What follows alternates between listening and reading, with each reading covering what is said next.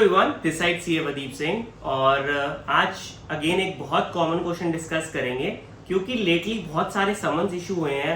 Lately बहुत ज्यादा फिर से डीजीजीआई के समन्स, फिर से एंटी इवेजन के समन्स इशू हुए हैं। तो हुआ क्या है कि काफी सारे जो समन्स हैं वो सेम इशू के हैं जो ऑलरेडी चल रहे थे एक साल पहले, या फिर ऑलरेडी उस चीज पे एक बार समन इशू हो गया था, फिर से उस पे समन इशू हो रहा है। तो सारे मेरे से ये पूछ रहे हैं कि जो सेक्शन 6(2)(b है क्या वो प्रिवेल करेगा। अब मैं आपको बताता हूँ सेक्शन 6 सबसेक्शन 2 क्लॉज बी कहता क्या है। सेक्शन 6 सबसेक्शन 2 क्लॉज बी कहता है कि अगर आपकी प्रोसीडिंग्स एक जगह चल रही है तो दूसरी जगह इनिशिएट नहीं होगी।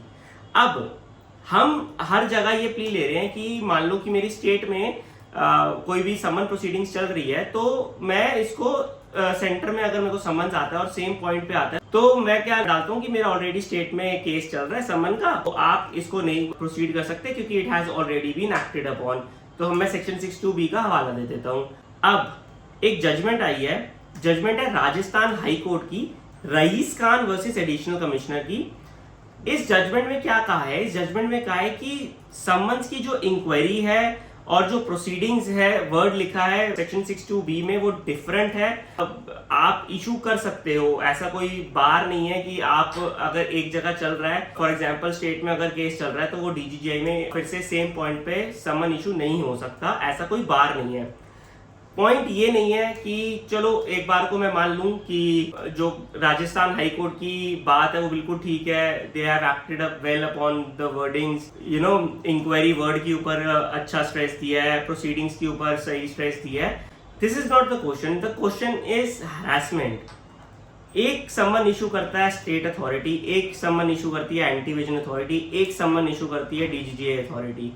किस किस को जवाब देना है, और ये तो अभी समन है, उसके बाद मुझे शोकोस का भी जवाब देना है, उसके बाद मेरे को उसकी भी प्रोसीडिंग करनी है, यहाँ पे भी टैक्स जमा हो रहा है, फिर बाद में पेनल्टी के लिए लड़ना पड़ रहा है, सेक्शन 74 के लिए लड़ना पड़ रहा है। तो मेरे हिसाब से एक सिस्टमैटिक वे नहीं है। आई एम नॉट डिनाइंग कि समन इशू नहीं करना चाहिए या फिर शोकोस इशू नहीं करना चाहिए, करो, कोई इशू नहीं है, but there should be a proper way.